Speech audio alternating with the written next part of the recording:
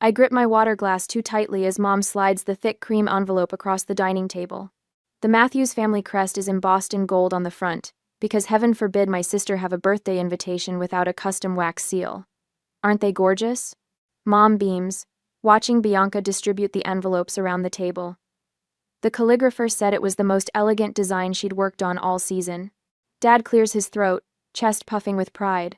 I secured the grand ballroom at the country club. Had to call in a favor with Jim Harrison, but for my princess turning 30, nothing but the best. Bianca squeals, flipping her perfect blonde hair over one shoulder. I've already got 150 people confirmed, and that's before sending these out.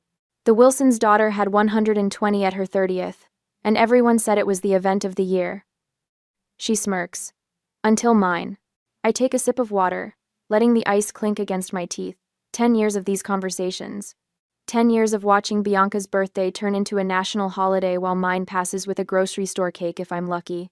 Mom turns to me, sliding a thick manila folder across the table, with her French manicured nails. A platinum credit card sits on top. We need you to handle everything again this year, dear. You're so good with details. The way she says it like she's bestowing a great honor instead of unpaid labor. I stare at the folder. Inside are magazine clippings, Pinterest printouts, and vendor contacts. The same folder I've received since I was 16, each year growing thicker with demands. Make sure they have that champagne fountain like the Wilsons had. Bianca interrupts, not bothering to look up from her phone. But bigger, and with the good champagne, not that cheap stuff. Dad taps the credit card. And put down the deposits with this. We'll reimburse you. Eventually. He chuckles like it's a joke we both enjoy. My fingers close around the folder. They're trembling, but no one notices. No one ever notices. I see myself at 17, canceling my sleepover to address Bianca's 21st birthday invitations. I see myself at 21, missing my own dinner reservation because Bianca's DJ canceled last minute and someone needed to find a replacement. I see myself at 24, watching my bank account drain as I covered the $4,000 flower bill that Dad promised to pay back next week. Still waiting on that reimbursement. I see my own birthdays exactly 2 weeks after Bianca's passing, in a blur of leftover decorations and distracted well-wishes. We're all partied out. Mom always says, let's just do something small. Small means forgotten. Small means an afterthought text message at 9 p.m. Small means nothing at all. Kendall? Did you hear me? Mom waves her hand in front of my face. I said we need the deposits placed by Friday. Yes, I say automatically. I heard you. Later that day, in my apartment, I spread the contents of the folder across my kitchen counter. The theme is glitz and glamour because old Hollywood was too basic, according to Bianca's latest text. The budget started at $4,000 and has somehow ballooned to $6,000. My laptop sits open to my bank account.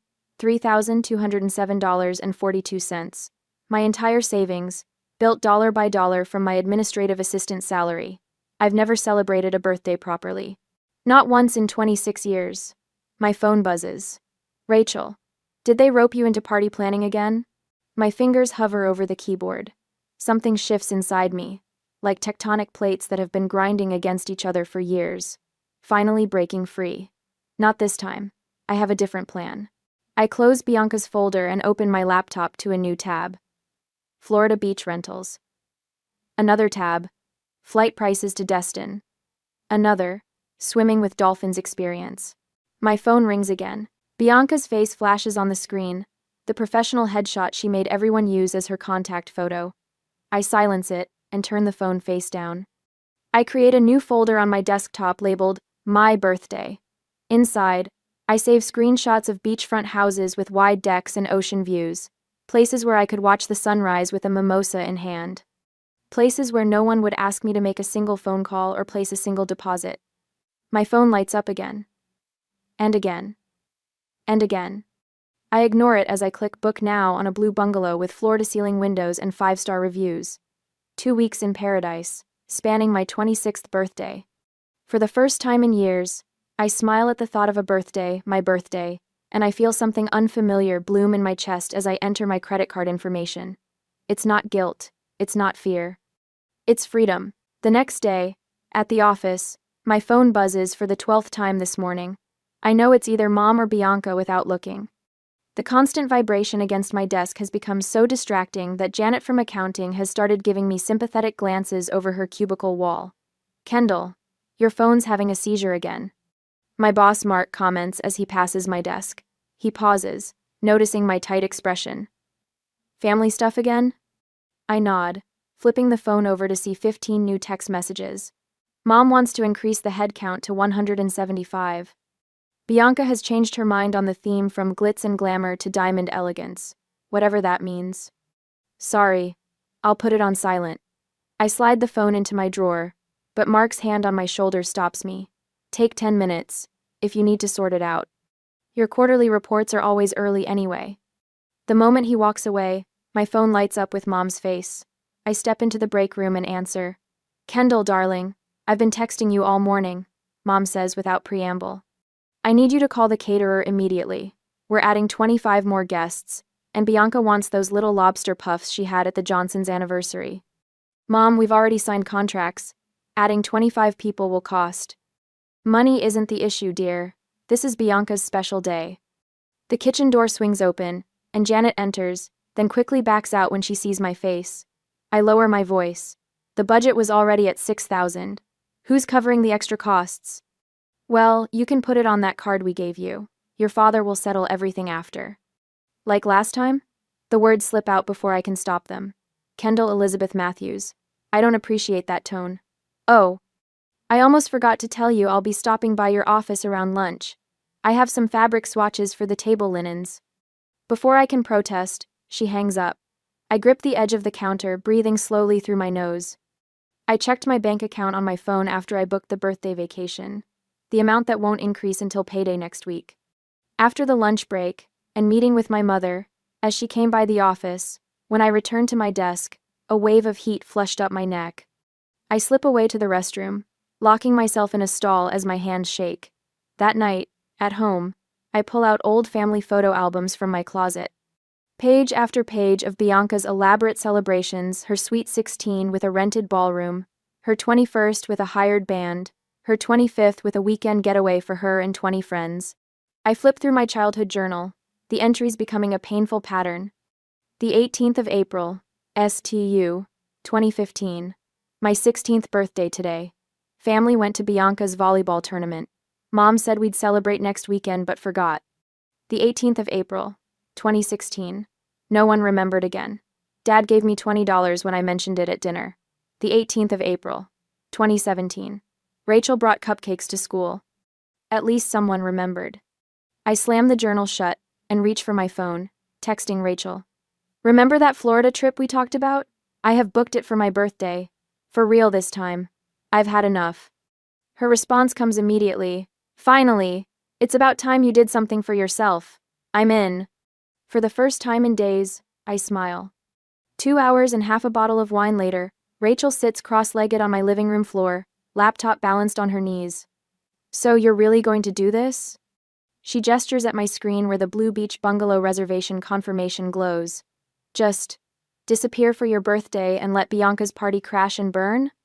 I nod, pulling up fake vendor contracts I've been creating all evening. I've already sent emails to my parents confirming everything's on track. They trust me completely to handle it all. God, they have no idea who they're dealing with. Rachel lifts her wine glass in a toast to the real birthday girl. The next morning at work, Michael from accounting leans against my cubicle. Got a minute? I follow him to the break room where he pulls out his phone. So I heard about your Florida plan from Rachel. I have these airline miles that are about to expire. How about a first-class upgrade for the birthday girl? Unexpected tears prick my eyes. Michael, you don't have to. Oh please, it's either you or my mother and she'd just complain about the champagne selection. He shows me the confirmation on his screen. Already done. That night at home, my phone buzzed with a text from Aunt Susan. Heard you're finally doing something for your birthday. Whatever you're planning, I support you 100%. Let me know if you need anything. An hour later, Rachel, Michael, and Lisa sent me their tickets. We are all going together. The contrast between these genuine connections and my family's exploitation feels like stepping from shadow into sunlight. Friday evening. At my parents' house, I spread the fake vendor contracts across my parents' dining table, catering, decorations, entertainment, all with convincing letterheads and deposit confirmations. "We trust you completely, dear," Mom says, not bothering to look at a single page. She slides an envelope across the table. "Here's the deposit money. 2,800 should cover everything, right?" Dad nods absent-mindedly, eyes on his phone. Bianca's upset about the color scheme again. She wants silver instead of gold now. "I'll handle it," I say automatically, the phrase I've uttered thousands of times before. But this time, the words taste different on my tongue. On Monday, 3 days later, I deposited the check into my account. The teller smiles. "Saving up for something special?" I think of the ocean view from my rented bungalow, the dolphin excursion booked for my actual birthday, the first-class plane ticket waiting in my email. "Yes," I answer, feeling the unfamiliar curve of a genuine smile. Something very special, just for me. During a family dinner, or rather another ambush on Saturday that week, the dining room feels smaller than usual, like the walls are inching closer with each minute of this emergency family meeting. 2 weeks before Bianca's birthday, and we're all summoned as if discussing national security. These decorations are completely inadequate. Bianca slams her palm on a catalog page. "This is the most important day of my life. The centerpieces need to be at least twice this size." Mom nods sympathetically while Dad checks his watch. I sit quietly, making notes in my planner, while mentally confirming my flight and booking details. "We'll need to increase the budget again," Dad says, pulling out his checkbook. His eyes flick to me. "Kendall, confront the difference until we get to the bank next week." I nod, the motion automatic after years of practice. My savings account has already recovered from booking my Florida trip, thanks to my salary, and a forgotten Christmas bonus I'd stashed away. "Oh," Dad says, pausing mid-signature like he's just remembered something trivial. "Isn't your birthday sometime next month too?" Before I can answer, Mom pats my hand. "We can do pizza at our house for you after Bianca's celebration dies down. Nothing fancy, but still nice." The old Kendall would have smiled gratefully. This Kendall just writes, "pizza," in all caps in her planner, and underlines it 3 times. "Thanks, Mom. That sounds perfect." The next morning, although it's Sunday, I email my boss requesting personal days, my first vacation in 2 years. "Family emergency," I write, which isn't entirely untrue. My emergency need to escape my family qualifies. On Wednesday, before the birthday party, I pack at night, when I'm sure no one will drop by unannounced. Each item feels like a small rebellion: my brightest sundress, the swimsuit I bought 3 summers ago but never wore, sunglasses too bold for practical Kendall. When Bianca texts demanding I find gold-dipped orchids for the tables, I wait 40 minutes before responding. When Mom calls about changing the menu again, I let it go to voicemail until my lunch break. Small rebellions, but they make me stand taller. The final payment for the dolphin swimming excursion hits my credit card on Thursday, scheduled perfectly for my actual birthday. I trace my finger over the confirmation email, something warm spreading through my chest. Mine. For me, finally. That night, my phone rings at 9:47 p.m. Dad's voice booms through the speaker before I can even say hello. "Emergency family meeting, now. Bianca's having a crisis." I arrive to find Bianca pacing the living room, mascara streaking down her cheeks. 15 more people RSVP'd, yes, today. 15. Where will they sit? What will they eat? The seating chart is ruined. Mom rushes to her side with tissues while Dad turns to me, expectation heavy in his gaze. "This is what you do best, dear," Mom says. "Fix it." 3 faces stare at me. Bianca's desperate. Mom's pleading. Dad's demanding. The old Kendall would have already grabbed her laptop, already started calling vendors, already solving the problem. I take a deep breath and meet their eyes one by one. "Everything is under control. Trust me." The words hang in the room. To them, I'm promising to handle Bianca's crisis. To me, I'm confirming my escape is perfectly planned. Dad's shoulders relax. "I knew we could count on you." If only they knew. At dawn, the following day, the alarm buzzed at 3:30 a.m., but I was not sleeping. Rachel's text comes exactly 5 minutes later. Outside. Engine off. No lights. I wheel my suitcase silently down the hallway, locking my apartment door behind me. Rachel hugs me before taking my bag. "Operation Birthday Girl is officially underway," she whispers, her grin visible even in the dark. The drive to the airport feels like crossing a border into a new country, one where I matter. Rachel hands me a travel mug of coffee and a birthday card signed by everyone in on the plan. At check-in, the attendant smiles. "You've been upgraded to first class, Miss Matthews." I turn to Rachel and squeeze her hand. She smiles and nods back. Aunt Susan's text arrives as I wait to board. "Package delivered to rental house. Happy early birthday, sweetheart. So proud of you." The group chat with my friends buzzes with excitement. Weather forecast. Perfect. Dinner reservations confirmed. Cake ordered your favorite. When my row is called, I stand tall, boarding pass firm in my hand. As the plane doors close, I switch my phone to airplane mode, the notification count of missed calls from my family disappearing. Relief washes over me like cool water. Later that day, I step into sunshine so bright it makes me squint with Rachel. The rental car takes me along coastal roads until I pull up to a pale blue house with wide windows facing the ocean.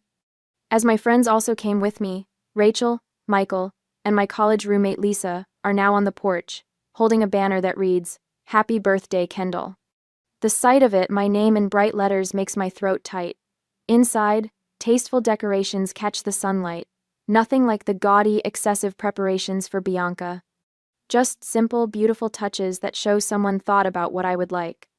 Rachel hands me a champagne flute. "To Kendall," she says, raising her glass, finally celebrating the birthday girl who deserves it. We clink glasses, and I look around at these people who traveled here just for me, who took days off work, who spent their money and time to make me feel special. "I need to change my voicemail," I say suddenly, pulling out my phone. They watch as I record. "Hi, you've reached Kendall. I'm unavailable until further notice. Please leave a message." Unavailable. The word tastes like freedom. That evening, I walk alone on the beach as the sun sinks toward the horizon. The water rushes over my feet, then retreats, again and again. Like the years I've spent giving and retreating, giving and retreating. For the first time, I let myself feel the pain of being overlooked. Tears come hot and fast, drops of salt water joining the vast ocean before me. Footsteps approach from behind. My friends surround me, Rachel holding a chocolate cupcake with a single candle flickering in the breeze, an early celebration. "Make a wish," Lisa says softly. I close my eyes. I wish to never disappear again. The candle goes out. I open my eyes to find them all smiling at me. "I think this is the first time I've felt special on my birthday," I whisper. Michael pulls out his phone for a group selfie, the sunset painting us in gold. "Caption?" he asks, thumb hovering over the screen. I smile, feeling lighter than I have in years. Best birthday I've never had. On Bianca's birthday that Saturday, the grand ballroom of Westlake Country Club stands empty at 6:15 p.m. No twinkling fairy lights, no champagne fountain, no centerpieces with fresh roses. Just bare tables and undecorated walls. The venue manager glances at his watch, shrugging at the waitstaff who hover near the kitchen doors. At 6:27, the first guests arrive in cocktail attire. They wander through the unlocked doors, voices echoing in the cavernous space. "Is this the Matthews party?" A woman in a sequined gown asks the confused server. "No setup has been scheduled for today," he replies, checking his clipboard. "We have nothing on the calendar." By 6:45, the parking lot fills with luxury cars and confused attendees. Small clusters form as guests check their invitations, confirming the date and time. At exactly 7 o'clock, Bianca makes her entrance through the double doors. Her custom-made gold gown catches the fluorescent overhead lights as her expression transforms from regal anticipation to horror. "Where is everything?" Her voice rises sharply. "Where are the decorations? The bar? The DJ?" She spins toward our parents, who stand frozen just inside the doorway. Mom fumbles for her phone, frantically dialing the venue manager's number. "There must be some mistake," she says, voice trembling as the manager approaches. "We booked weeks ago. My daughter handled all the arrangements." "I'm sorry, Mrs. Matthews," he says, reviewing his tablet. "We have no record of any reservation for tonight. Nothing has been booked, and no deposits were placed. .com. Dad steps forward, reaching for his wallet. "There's been a misunderstanding. I can pay now whatever premium necessary." The manager's expression remains professionally sympathetic. "Sir, we're fully booked tomorrow with a wedding." We have no staff scheduled tonight, no catering prepared, and the decorating crew isn't here. There's nothing available. As in it mind, Dio. Outside in the parking lot, Bianca screams into her phone. Kendall, answer your damn phone. What have you done? Her mascara runs in black rivulets down her flushed cheeks. She stabs at the screen again and again, each call going straight to voicemail. Mom paces between confused guests, phone pressed against her ear. Kendall, this is your mother. Call me immediately. Your sister's party is. There's been some kind of, just call me back. Her voice cracks as she hangs up and immediately redials. Maybe she had an accident. Dad suggests, loosening his tie as sweat beads on his forehead. Should we call the hospitals? I posted the invitations on my story last week, Bianca wails as friends awkwardly pat her shoulder. Everyone will know my birthday was ruined. Mom gathers herself, addressing the growing crowd. We're moving the celebration to our home. Please follow us there. But guests are already drifting toward their cars, making excuses about babysitters and early morning commitments. By 8:30, Bianca sits on our parents' couch scrolling through her phone, sobbing afresh. Marissa already posted about the birthday disaster. It's all over Instagram. During that time, in Florida, I stretch out on a massage table as gentle hands work the knots from my shoulders. Ocean waves provide the soundtrack through open windows, and I haven't touched my phone in hours. Best birthday gift ever, I murmur as the masseuse works on a particularly tight spot between my shoulder blades. In the beach house kitchen, Rachel screens my messages, fielding the 20th call from my mother. Still, no answer. She tells Michael and Jen, who arrange a birthday breakfast tray with fresh fruit and mimosas. Should we show her any of these? Michael asks, holding up my phone as it buzzes again. Rachel shakes her head. Not yet. This vacation is for her only. Days later, when my actual birthday comes, at sunrise with my friends, I pose with my mimosa against the brilliant orange sky, salt spray in my hair and genuine joy on my face. Rachel captures the moment perfectly.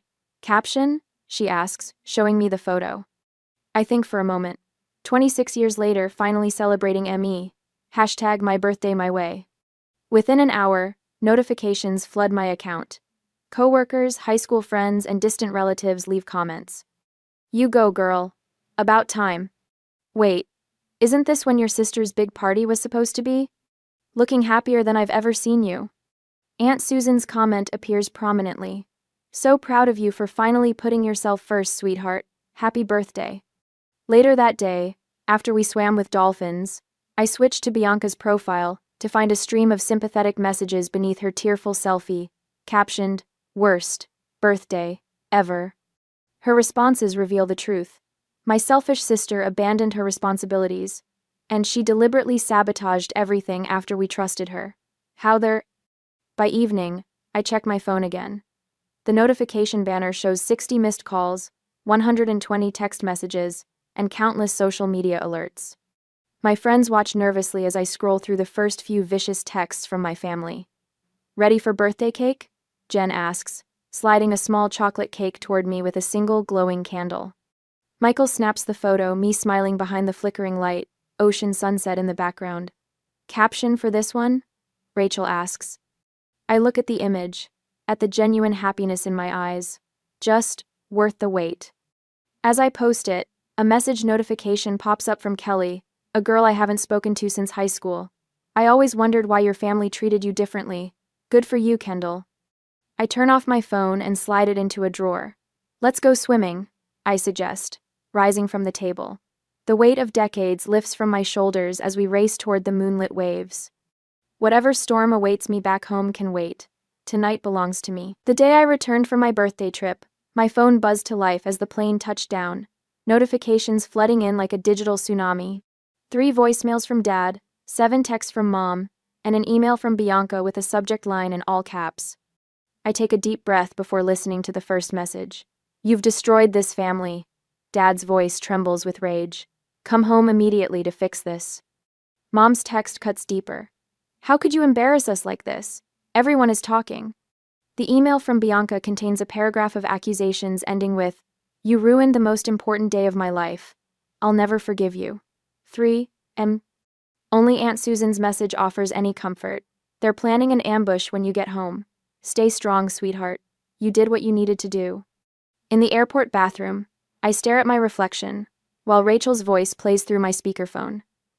Remember why you did this. You deserve to be celebrated too. I matter too, I whisper to the mirror, shoulders squared. No more invisible daughter. I practice the words again, louder this time. An older woman at the sink beside me nods approvingly.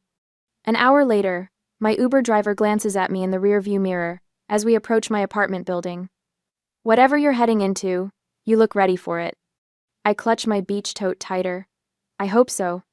The key turns in my lock, but the door opens before I can push it. They're already inside.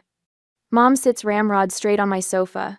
Dad paces by the window, and Bianca occupies my reading chair, eyes puffy and mascara smudged. How could you be so selfish and childish? Mom launches her attack before I've fully entered. Her voice pitches higher with each word. Dad stops pacing, hands shoved deep in his pockets. We raised you better than this, Kendall. You've always been jealous of me.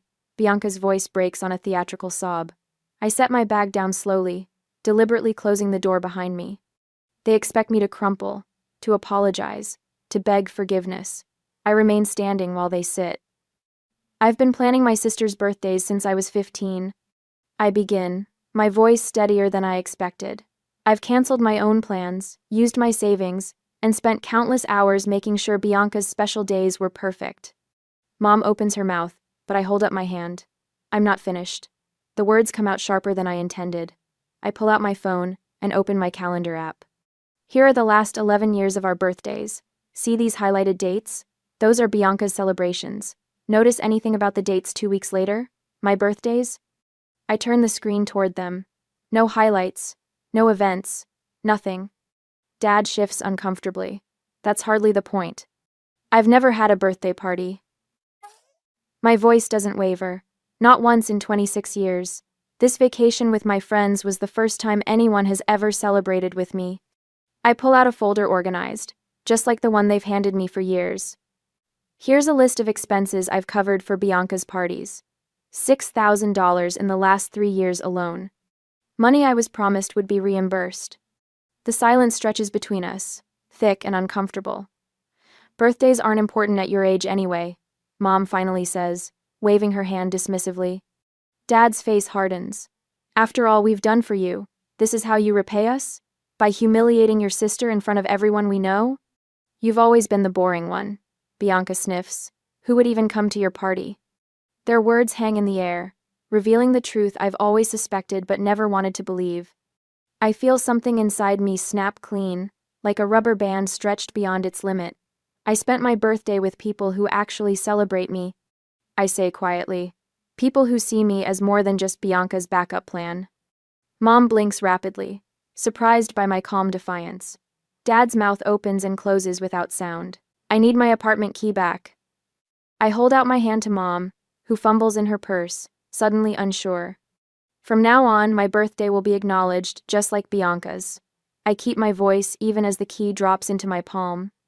Either we rebuild this relationship with mutual respect, or we don't have one at all.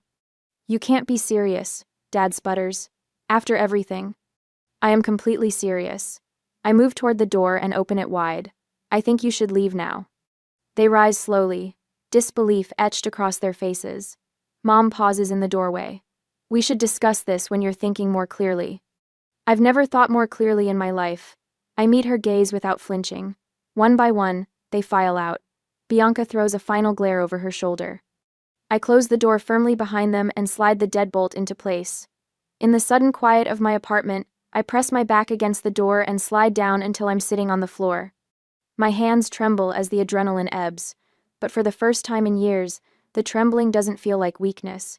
It feels like freedom. A year later, during my birthday party, the doorbell chimes as I adjust the string of twinkling lights draped across my living room. My apartment, once a utilitarian space, now bursts with colors. I've chosen vibrant yellows and coral accents that would have terrified the old Kendall. I smooth my hand over the new haircut. I finally had the courage to try shorter, with caramel highlights framing my face. Birthday girl! Rachel swoops in with a homemade cake, followed by Michael and 3 other friends. Behind them stands Aunt Susan, clutching a wrapped package tied with a satin ribbon. Look at you. Aunt Susan says, giving me a proper once-over, standing tall, taking up space. I catch a glimpse of myself in the hallway mirror. She's right.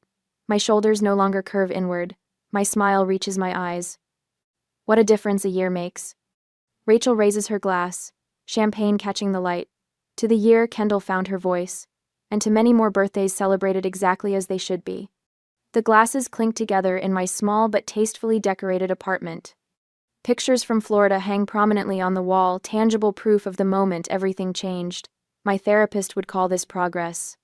I say with a laugh that comes easily now, Doctor. Whitman helped me understand that one act of self-respect could ripple through every aspect of my life. Since standing up to my family, I've earned a promotion at work, asked for a raise, started dating again. Your mom called me yesterday, Aunt Susan says quietly, as the others chat across the room. She wanted to make sure I'd be here.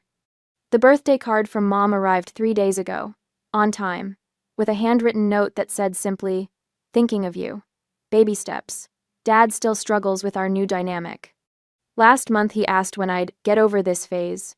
Bianca surprised me though. After 6 months of silence, she texted, "Do you want to get coffee sometime?" We're rebuilding on new terms. Slowly. Present time, Michael announces, piling colorfully wrapped packages on the coffee table. I unwrap each thoughtful gift books I've mentioned wanting to read. A delicate bracelet. A concert tickets. Aunt Susan hands me her package last. Inside lies a silver frame holding a faded photograph of 4-year-old me blowing out candles on a small cake. I took this before your parents decided. Bianca's celebrations should take precedence, she explains. A note tucked behind the photo reads, "There was always someone who saw you. Never forget your worth." My throat tightens. I blink rapidly as I place the frame next to my Florida photos. What do you want for your next birthday? Rachel asks, refilling my glass. Just this, I answer.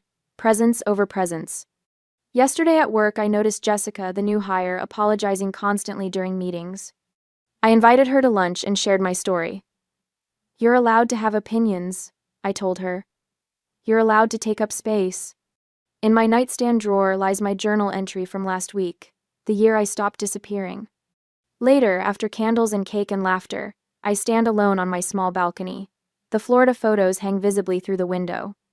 On my refrigerator calendar, 2 birthdays are marked with equal prominence, mine and Bianca's. My phone rings. It's Mom, probably calling about the family dinner next weekend. Kendall, can you help with the decorations for your father's retirement party? You're so good with those details. I take a deep breath. No, I can't help with that. I have my own plans that day. Sometimes the greatest gift you can give yourself is the permission to matter.